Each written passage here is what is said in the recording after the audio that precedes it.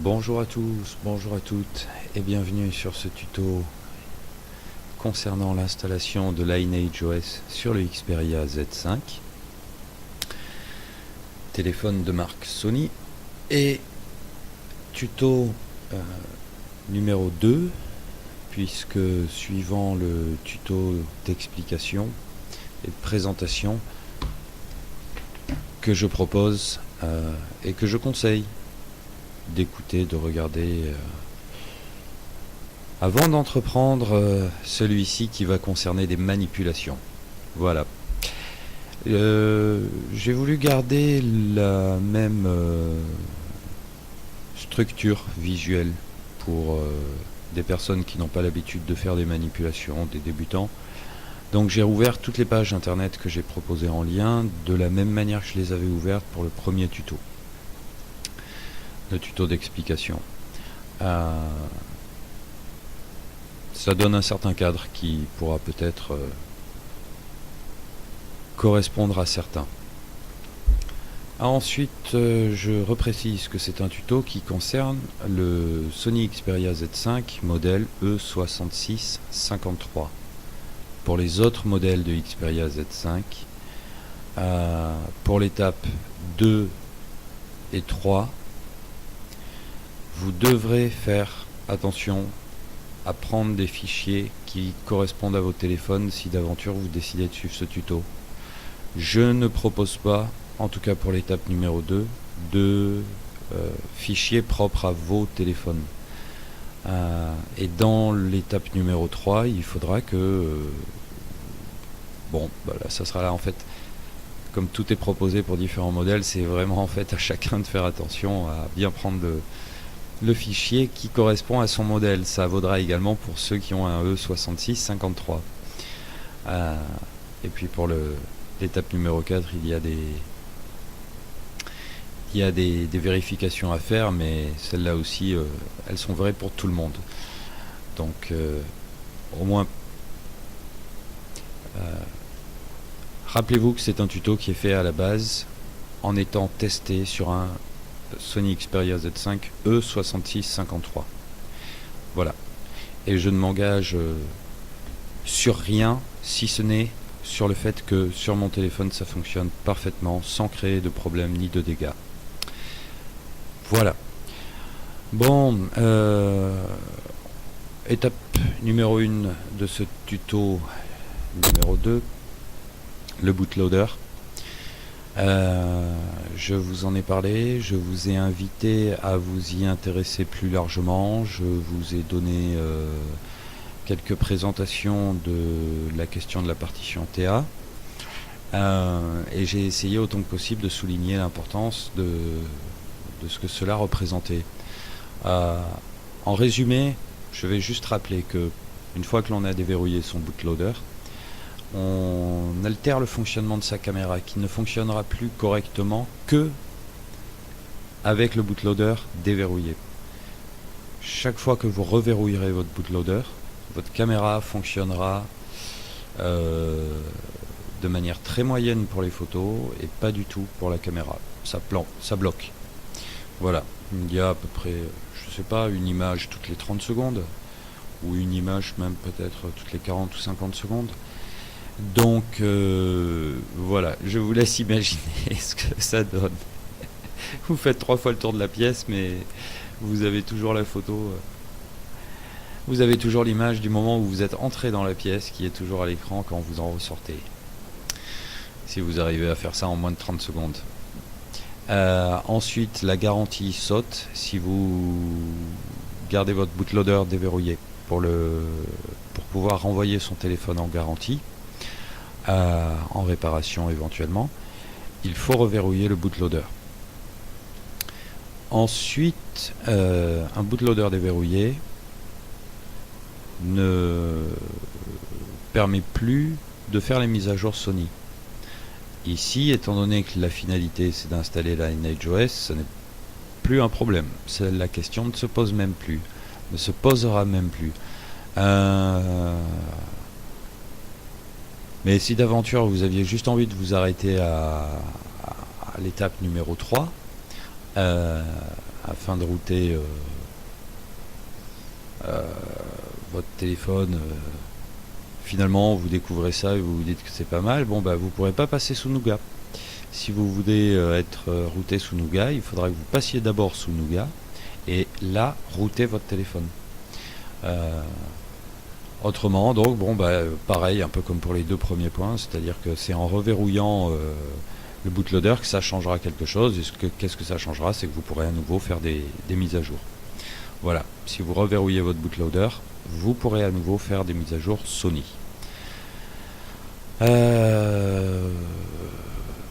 Bon, on va faire des manipulations profondes sur le téléphone.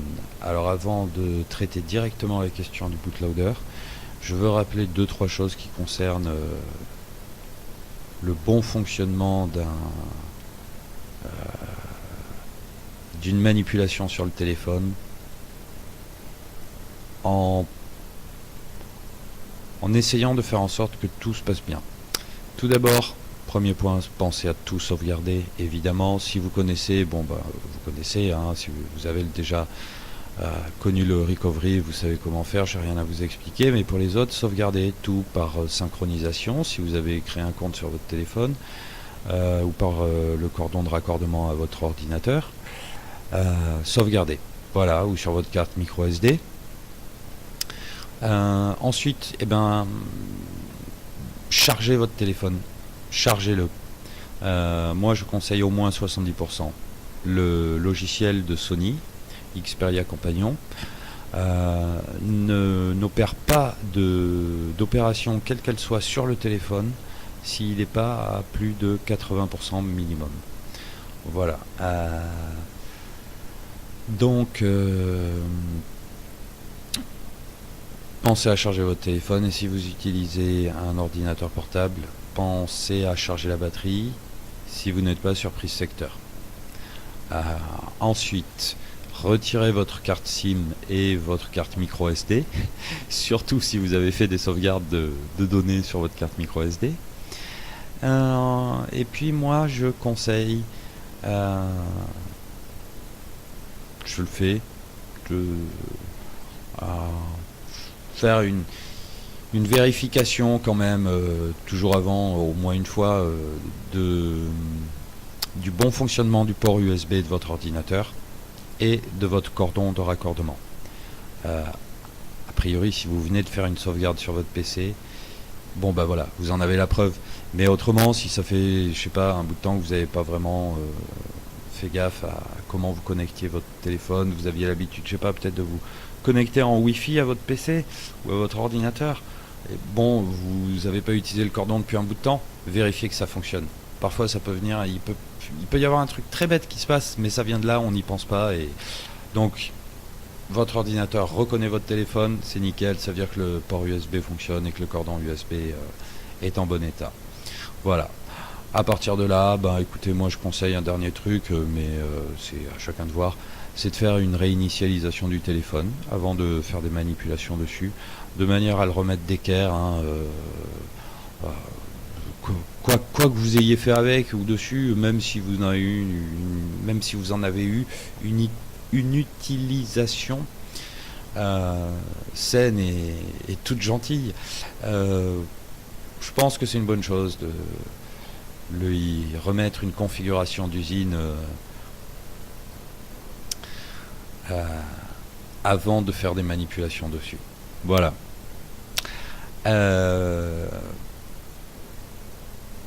À partir de là, il reste une dernière chose à faire avant de s'occuper de la préparation sur l'ordinateur en lui-même du logiciel FlashTool, ce que je vais vous montrer dans une seconde. Ce que vous allez devoir faire concerne votre téléphone, et je vous mets une petite vidéo en capture d'écran de cette manipulation. Elle est importante et je vous retrouve juste après. Voilà, une petite vidéo supplémentaire en capture d'écran de mon téléphone pour vous montrer très précisément l'un des réglages que vous devez absolument faire afin de pouvoir déverrouiller le bootloader. Donc vous rentrez dans Réglages sur votre Xperia Z5, vous descendez tout en bas et vous rentrez dans l'avant-dernière ligne qui s'appelle à propos du téléphone. Voilà. Dans à propos du téléphone, vous descendez à nouveau tout en bas et là vous prenez la dernière ligne, numéro de build, et vous tapotez 7 fois d'affilée dessus. 1, 2, 3, 4, 5, 6, 7. Voilà, si vous avez les mêmes petits pop-up qui sont apparus, c'est que ça a marché. Vous ressortez, vous revenez dans le panneau général des réglages de votre Xperia et vous voyez qu'est apparue une nouvelle ligne juste au-dessus de celle dans laquelle on était à l'instant à propos du téléphone. Et bien est apparue une ligne qui s'appelle Options pour les développeurs. Vous rentrez dedans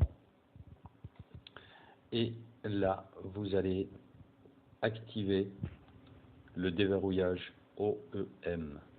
1, 2, 3, quatrième ligne. Vous n'avez même pas à faire défiler, elle est apparue, elle est apparente immédiatement. Vous l'activez. Voilà. C'est en gros obtenir l'autorisation d'opérer des changements sur la configuration fabricant. Et c'est précisément ce que l'on va faire en touchant au bootloader. Donc vous activez. Voilà.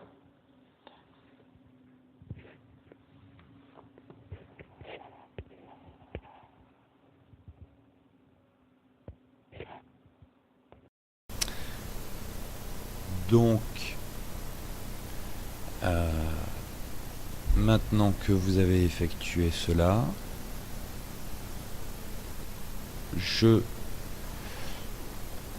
précise que vous avez obligatoirement là maintenant votre code de déverrouillage de bootloader sous la main. Vous avez suivi ce tuto ou un autre, mais au final vous êtes passé par cette page Sony à partir de laquelle vous avez récupéré ce code, sauvegardez-le. C'est dit et redit, mais sauvegardez-le. C'est vraiment fondamental. Et gardez-le effectivement là à portée de main parce qu'on va l'utiliser dans 30 secondes. Grâce à ce logiciel FlashTool, je vous ai précisé que moi j'utilisais le 23.1. Si avec le 23.2 vous aviez un quelconque souci, prenez le 23.1, ça devrait fonctionner. Toujours pour ceux qui n'auraient jamais utilisé FlashTool, je fais cette précision sur la façon de l'installer. Vous avez téléchargé FlashTool, vous avez eu un fichier .exe qui a cet aspect-là. Eh bien, vous le prenez et vous le mettez à la racine, c'est-à-dire à la base du disque C, et vous l'installez depuis cet emplacement. C'est toujours conseillé, et j'ai pu constater qu'effectivement, en faisant comme ça, je n'avais jamais eu de problème. En l'installant depuis un autre endroit que la racine du disque C, j'ai parfois eu des soucis. Bon, alors l'explication que je voulais donner en particulier est que je présente l'installation de FlashTool sur un PC qui fonctionne avec Windows 7 édition familiale en 64 bits. Et pour ceux qui auront Windows XP ou Vista, il va s'installer différemment sur leur ordinateur. Vous aurez, si vous êtes avec Windows 7 comme moi, deux dossiers qui vont apparaître. Un à la base du disque C, à la racine, exactement de là où vous avez installé FlashTool. Un dossier FlashTool. C'est de là que l'on agira avec l'un des deux lanceurs FlashTool. Pour ceux qui sont avec un système Windows en 64 bits, vous utiliserez le FlashTool 64 bits. Pour les autres, non, eh ben, vous utiliserez celui-là, voilà, qui n'est pas en 64 bits. Je montre que avec Windows 7, FlashTool installe dans les dossiers personnels un dossier qui s'appelle .flashtool et à l'intérieur duquel il crée un autre dossier qui s'appelle firmware et qui va nous intéresser pour l'étape numéro 2. Je précise cela parce que pour ceux qui ont XP ou Vista, il me semble que le dossier firmware s'installe dans le dossier FlashTool qui est à la racine du disque C. Donc il y a une configuration légèrement différente, mais ne vous inquiétez pas parce que l'un dans l'autre on s'y retrouve, c'est juste quelques dossiers qui sont placés différemment et il n'y a rien à changer ou à modifier, il faudra simplement s'y repérer puisque par contre il y aura un dossier, un document que nous devrons placer dans le dossier firmware tout à l'heure pour l'étape numéro 2. Précision faite, eh ben, pour ceux qui auront Windows 8, 10, je n'ai rien à dire parce que je n'en sais rien. Mais je vous fais confiance, je pense que vous trouverez sans trop de problèmes. À mon avis, ça ne devra pas être sorcier non plus. Voilà. Bon, petite précision faite, on va passer à la manipulation concrètement. Donc, on vient dans le dossier FlashTool qui est à la base du disque C. Et on le lance. On lance FlashTool. Je conseille de lancer d'abord sa connexion Internet avant de lancer FlashTool. J'ai remarqué que FlashTool moulinait toujours un petit peu quand il se lance, il fait des vérifications, il se connecte. Et quand il n'a pas de connexion Internet, il n'est pas content, il lâche une ligne rouge et suivi d'une ligne bleue. Mais dans ces cas-là, ça n'a aucune gravité, il fait très bien son œuvre. Cependant, moi je me dis que c'est toujours bien de laisser à un logiciel totalement inoffensif comme FlashTool la possibilité de se connecter et de faire des vérifications de données s'il estime en avoir besoin. Voilà. Donc là, nous avons lancé notre petit FlashTool et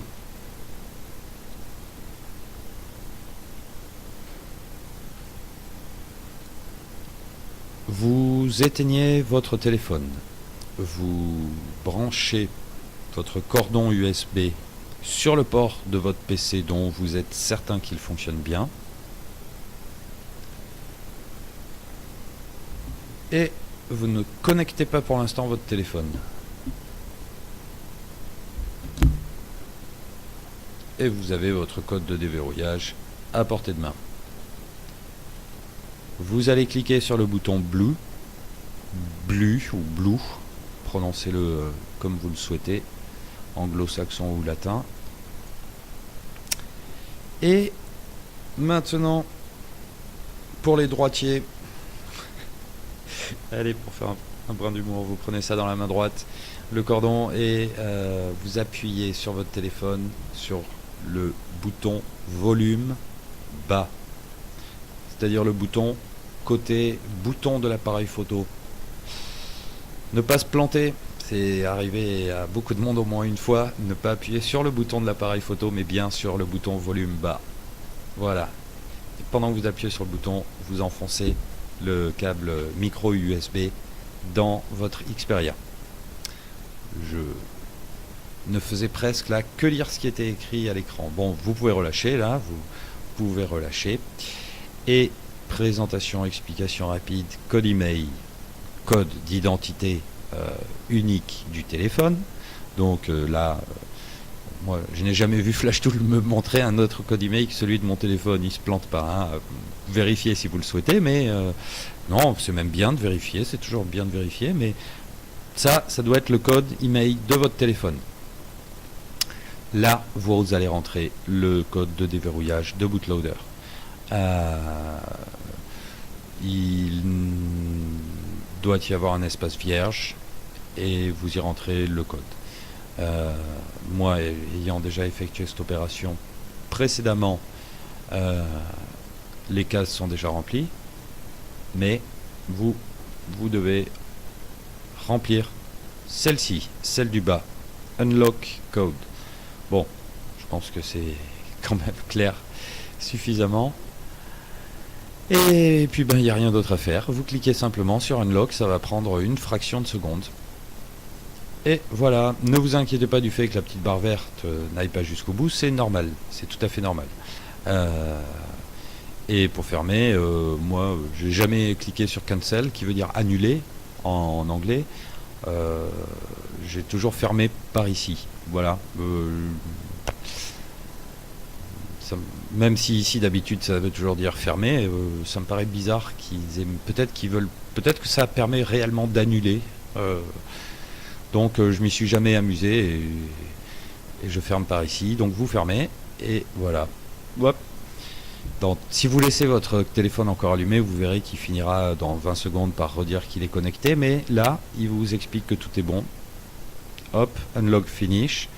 La session est finie. Hop. Tout est terminé. Et oui, voilà, ça y est. Donc votre téléphone, de toute façon, maintenant, vous pouvez le déconnecter de l'ordinateur et le redémarrer. Vous avez déverrouillé votre code. Vous avez déverrouillé votre bootloader. Vous pouvez fermer FlashTool. Et vous allez maintenant, laissez le temps à votre téléphone de redémarrer. Et une fois cela fait, vous allez faire l'ultime vérification du bon déverrouillage de votre bootloader. Vous allez faire une opération que vous avez déjà faite précédemment, mais là je le dis dans la foulée. Des fois que vous ne soyez pas habitué, vous n'avez pas les codes sous la main pour le refaire, que vous ne preniez pas la tête à chercher, on va le faire ensemble. Donc je le fais en même temps que vous, totalement, de manière à ce que ça se synchronise, que vous puissiez vous y retrouver, que ce ne soit pas un tuto stressant. Vous rentrez dans votre téléphone qui doit maintenant être allumé. Vous allez dans, comme pour passer un coup de fil, vous rentrez dans le pavé numérique et là vous tapez étoile dièse 7 3 7 8 4 2 3 dièse étoile.